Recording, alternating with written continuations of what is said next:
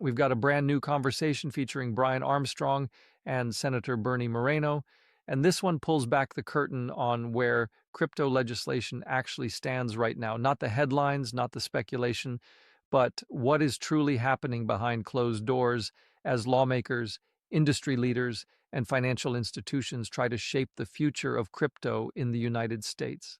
This discussion sheds light on how close we are to meaningful market structure reform, what obstacles still remain, and why the next steps matter more than ever for the entire industry.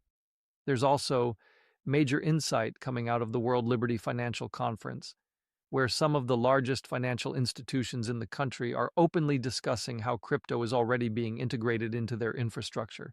If you stay through this, you're going to walk away fully up to speed on the current state of play. Let's break it down. The big question right now revolves around market structure legislation and why a draft version of the bill stalled just weeks ago. Senator Moreno addressed the narrative directly. According to him, the idea that the bill was blocked isn't exactly accurate. What happened instead was a pushback on specific provisions within the draft, particularly around stablecoin rewards. He emphasized that no one in the crypto space has been pushing harder for clear legislation than he has over the last several years.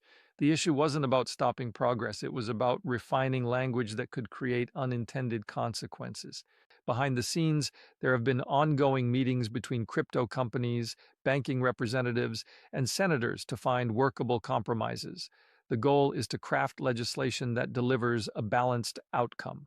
A win for the crypto industry that provides clarity and growth, a win for banks that ensures stability and regulatory confidence, and a win for American consumers who ultimately benefit from competition and innovation. The broader objective aligns with a larger political vision of positioning the United States as the global leader in crypto development. When asked whether he was surprised by opposition to the draft after so much involvement, Moreno made it clear that concerns had always been present. The legislation wasn't finalized and negotiations were still evolving. The sticking point came down to stablecoin rewards, an issue he believes should not dominate the broader market structure conversation. To put it simply, stablecoin rewards relate to whether issuers can offer yield or interest to holders. For most consumers, this might sound technical, but at its core, it's about competition. If stablecoins can offer interest-like rewards, traditional banks face new pressure to offer better rates on deposits. In theory, that competition could mean better returns for everyday Americans holding cash equivalents. That's why the debate matters, even if it initially seems like an industry-specific technical dispute. So what this really comes down to is competition, and competition is something that most Americans haven't truly experienced when it comes to their savings accounts. For decades, banks have been comfortable offering near zero returns on deposits while turning around and earning yield elsewhere. Now imagine a system where the money sitting in your wallet or in a digital account can actually work for you in real time. That's what this stablecoin rewards debate is about. It's not some abstract crypto argument happening in Washington. It's about whether working Americans can finally earn more on the cash they already hold. It's about faster payments, quicker settlement, and financial systems that move at the speed of modern technology instead of operating like it's still 1995. And according to the lawmakers involved, they believe this bill can cross the finish line, potentially as soon as April, if the remaining issues are resolved.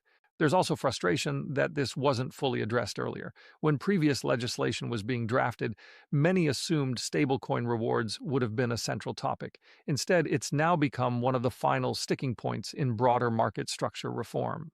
Banks are realizing that real competition is coming whether they like it or not. For 20, 30, even 50 years, traditional savings accounts have paid almost nothing. Naturally, people will move their money to wherever they're treated better. That's not revolutionary thinking, that's basic economics. If a stablecoin platform offers yield while also enabling faster transactions and greater flexibility, consumers are going to pay attention. Financial institutions will have to adapt, and that adjustment may not be comfortable, but it's inevitable. Behind the scenes, negotiations continue daily. Senators are reportedly meeting with industry leaders and financial representatives constantly to hammer out a compromise. The goal is not to cripple banks or hand everything to crypto firms. The goal is to find a framework where innovation can flourish while maintaining stability. There are still a handful of unresolved details, but the sense from those close to the discussions is that progress is being made. If a workable compromise is reached, the legislation could land on the president's desk for signature. Of course, optimism doesn't mean blind trust. Ultimately, what matters is the final language written into law. Public statements can sound reassuring, but the actual text of the bill will determine whether consumers benefit or whether key provisions get watered down. The crypto industry has learned to wait for ink on paper before celebrating. Words are easy, legislation is permanent, and when that final draft becomes available, that's when the real analysis begins. One of the most important questions raised during these discussions is whether regulated stablecoins threaten the US dollar. The answer from supporters is the exact opposite. They argue this could strengthen the dollar globally. Stablecoins backed by U.S. Treasuries effectively expand demand for American debt instruments. That matters right now because the United States is paying enormous interest on its national debt, and traditional foreign buyers have reduced their purchases of U.S. bonds. Countries that once absorbed large portions of Treasury issuance have been trimming exposure due to concerns about fiscal stability. That creates pressure. Someone has to buy that debt.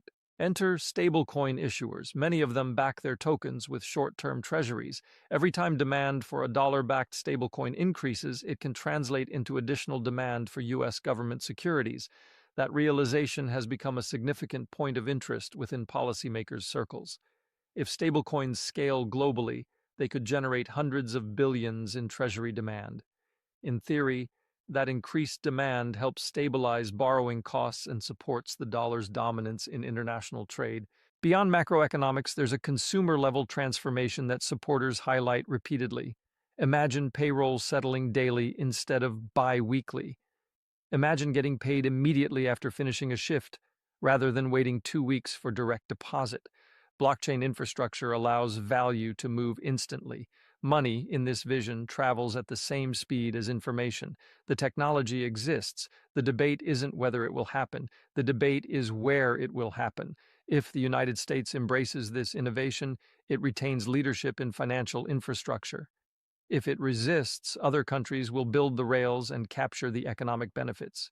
For workers living paycheck to paycheck, timing matters. Waiting until the end of the month for income can create stress, overdraft fees, and short-term borrowing. Streaming payments or real-time compensation changes that dynamic. Even hourly settlements could become feasible in certain industries. That's not science fiction. It's an application of programmable money. The broader idea is democratization, faster settlement, fewer intermediaries, lower fees, and more transparency. Supporters argue this is not about dismantling banks, but about modernizing finance. There's frustration that basic processes like wire transfers still shut down after business hours. There's disbelief that mortgage approvals can take months while technology in every other sector advances exponentially. Blockchain infrastructure challenges that inefficiency. It proposes a system where transactions clear continuously, records update instantly, and ownership transfers transparently. According to advocates, we are at the beginning of that transformation, not the end. Another concern that frequently surfaces is the so-called quantum threat. The question often posed is whether future quantum computers could break blockchain encryption and render cryptocurrencies vulnerable. Industry leaders address this directly, stating that while quantum advancements are worth monitoring, they are not an existential threat in the near term.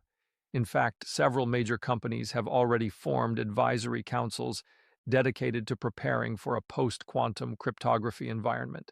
The transition to quantum-resistant algorithms is viewed as a technical upgrade challenge, not a fatal flaw. Experts differ on timelines. Some estimate meaningful quantum risk could emerge within 5 to 10 years. Others believe it may take decades before quantum systems become powerful enough to challenge current cryptographic standards. Regardless of the timeline, blockchain networks are not static. They evolve. Just as software updates improve security across the internet today, similar upgrades can be implemented within decentralized networks. The key takeaway is that preparation is already underway. Dismissing crypto based on quantum fear overlooks the adaptability built into these systems. Meanwhile, bullish sentiment continues building across the broader financial landscape. At major conferences, influential voices are expressing confidence in digital assets, particularly Bitcoin. Prominent business leaders argue that over the last decade, Bitcoin has outperformed nearly every traditional asset class. Volatility remains part of the equation, but long-term returns have been substantial. Supporters emphasize that volatility is the cost of asymmetric upside. High-growth assets fluctuate. Conservative assets provide stability but limited appreciation. Investors choose based on risk tolerance. What stands out most is institutional adoption. Large asset managers, brokerage firms, and banks are no longer dismissing crypto. Instead, they are incorporating it into portfolios. Firms that once advised clients to allocate 0% to digital assets are now suggesting small percentages, and those allocations continue increasing. Private wealth divisions are responding to client demand. The younger generation, in particular, shows strong interest in digital assets compared to traditional fixed income products. Institutions follow capital flows. If clients want exposure, firms build the infrastructure to provide it. This shift represents a dramatic change from only a few years ago. Crypto has moved from the fringe to boardroom discussions. Risk committees analyze custody solutions, compliance departments review frameworks, product teams design exchange-traded vehicles. The industry is no longer asking whether crypto will integrate into finance. It's debating how quickly and at what scale. The competitive element extends beyond the United States. Other regions, particularly parts of the Middle East and Asia, are aggressively positioning themselves as digital asset hubs. Policymakers understand that modern finance is becoming digitized, tokenized, and programmable. If one jurisdiction hesitates, capital and innovation migrate elsewhere. That reality adds urgency to domestic legislative efforts. Leadership in financial technology translates into job creation, infrastructure development, and long-term economic influence. Critics often point to inefficiencies in traditional banking as evidence of the need for modernization. Wire transfers that stop after certain hours, mortgage approvals that take months, cross-border payments burdened by multiple intermediaries and fees. Blockchain technology offers an alternative framework where transactions can settle in minutes or seconds with transparent verification. That efficiency doesn't eliminate oversight. It changes the rails on which value moves. Advocates argue that virtually every financial process can be improved in terms of cost, speed, and transparency. Smart contracts can automate conditional payments.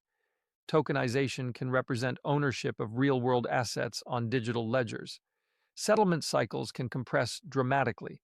The idea is not speculative anymore. Pilot programs and enterprise applications are already in development across major institutions. Consumers ultimately stand to benefit from reduced fees and expanded access. Democratized finance means individuals can participate in markets previously reserved for institutional players.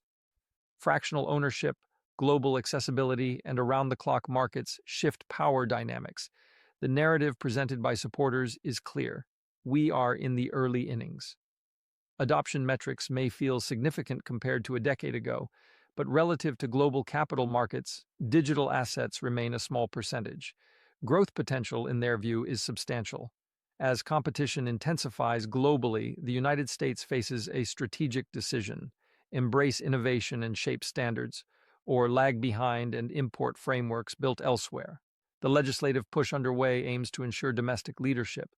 Whether that objective materializes depends on execution, compromise, and regulatory clarity. Corporate adoption provides tangible evidence that crypto integration is expanding. Major retailers, technology firms, and service providers are beginning to accept digital assets in various forms.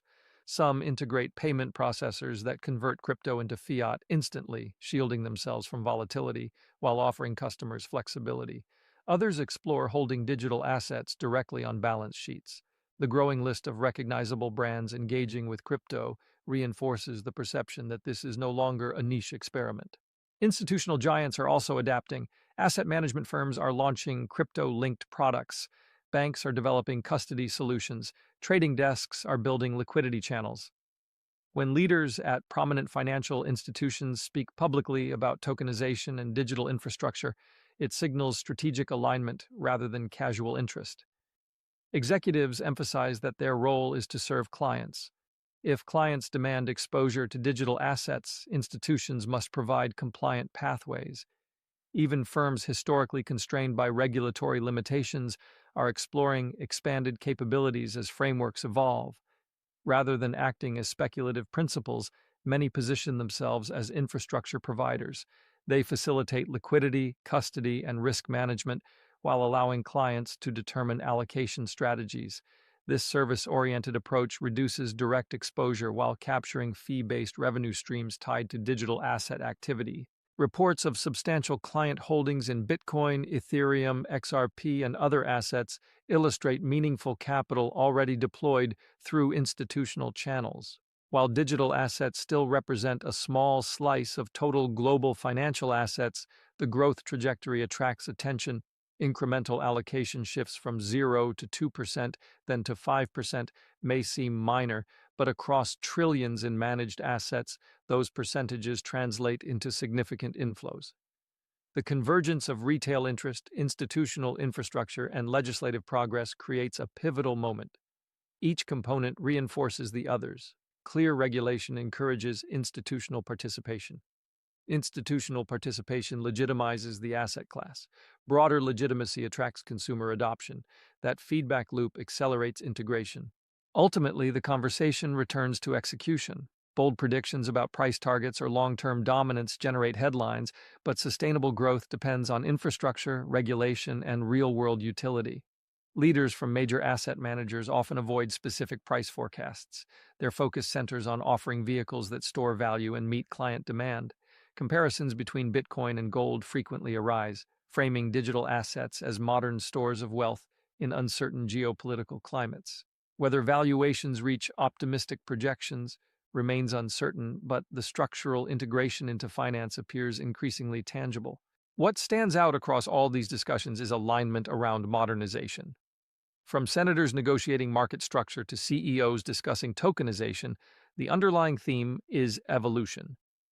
Financial systems built decades ago are being re-examined in light of digital capabilities. The debate is no longer whether blockchain technology has applications. It is about how rapidly those applications scale and under what regulatory guardrails. Consumers may not track every legislative amendment or institutional allocation, but they will notice faster payments, improved yields, and broader access if these reforms materialize. The shift from delayed settlement to real-time movement changes personal cash flow dynamics. The ability to earn competitive returns on digital dollars alters savings strategies. Transparent ledgers reduce informational asymmetry. There is still skepticism, there are still open questions, compromise remains necessary, but momentum is visible across policy discussions, corporate strategy, and investor behavior. The coming months will likely determine whether comprehensive legislation solidifies the United States' role in shaping this transformation. If compromise emerges and clarity is achieved, the next phase of crypto's evolution could accelerate significantly. Skepticism is not irrational. Lawmakers want guardrails, regulators want enforcement clarity, banks want stability, investors want transparency, consumers want protection. All of those priorities have to coexist inside a single framework, and that is not easy to engineer. Crypto has matured quickly, but regulation moves deliberately. That tension creates friction, yet friction does not mean failure. It often signals that something meaningful is being negotiated. When multiple powerful stakeholders are at the table every single day, it means the subject is no longer fringe. It means the system is taking it seriously. What's different now compared to prior cycles is the level of institutional alignment. This is no longer just startups asking for permission to operate. This is major financial institutions building infrastructure. This is asset managers launching products. This is corporations integrating digital payment options. When corporate strategy begins shifting in anticipation of regulatory clarity, that signals confidence that clarity will eventually come. Companies do not invest millions of dollars building systems around an asset class they believe will disappear. Investor behavior is reinforcing that trend. Retail participation remains strong, but institutional capital is increasingly shaping liquidity and long-term stability.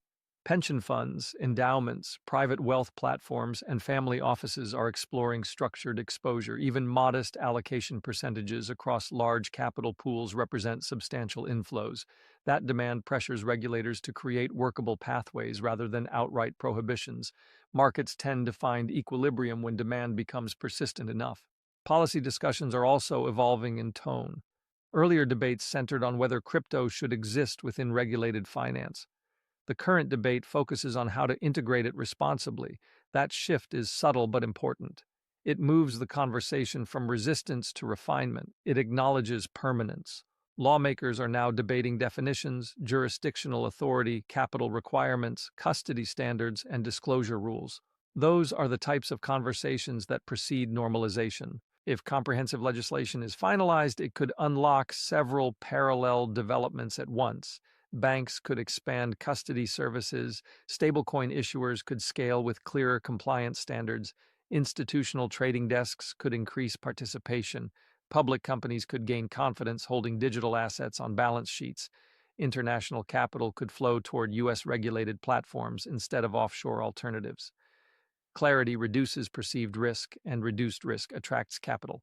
Acceleration, however, will not look like overnight transformation. It will likely unfold in stages. First comes regulatory certainty, then infrastructure expansion, then broader enterprise integration, then mainstream consumer familiarity. Each layer builds on the previous one. Momentum compounds. What currently feels like gradual progress can quickly become exponential adoption once foundational barriers are removed.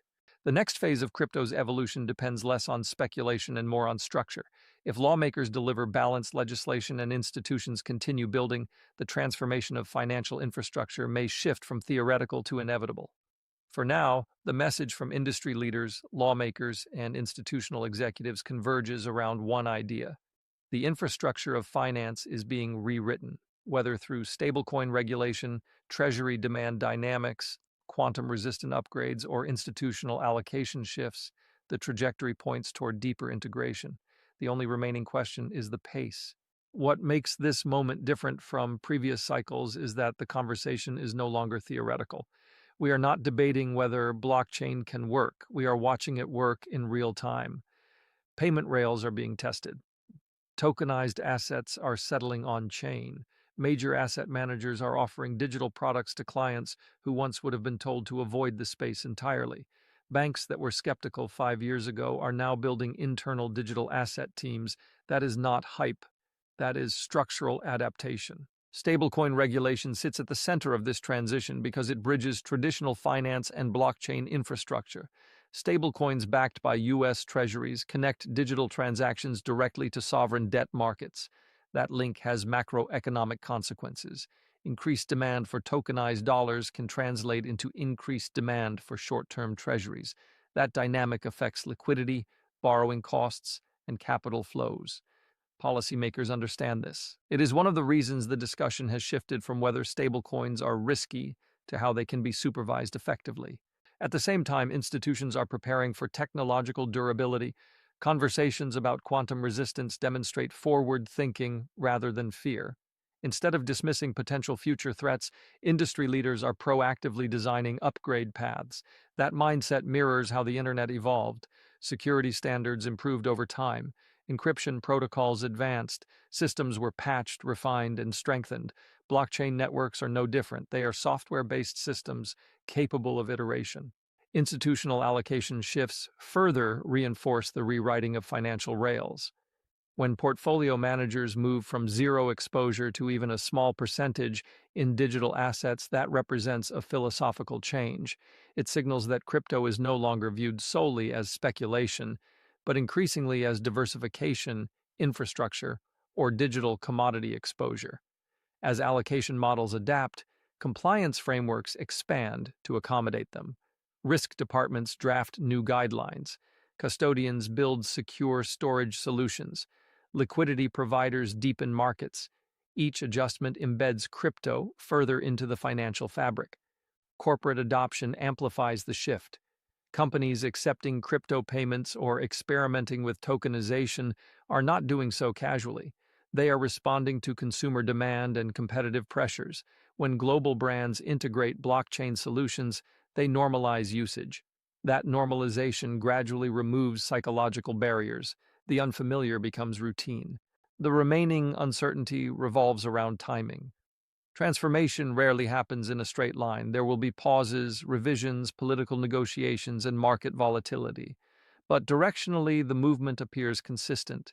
Integration is expanding, not contracting. Infrastructure is being layered, not dismantled. The pace will depend on regulatory clarity, technological readiness, and macroeconomic conditions. If those variables align favorably, adoption could accelerate quickly. If they stall, progress may be incremental.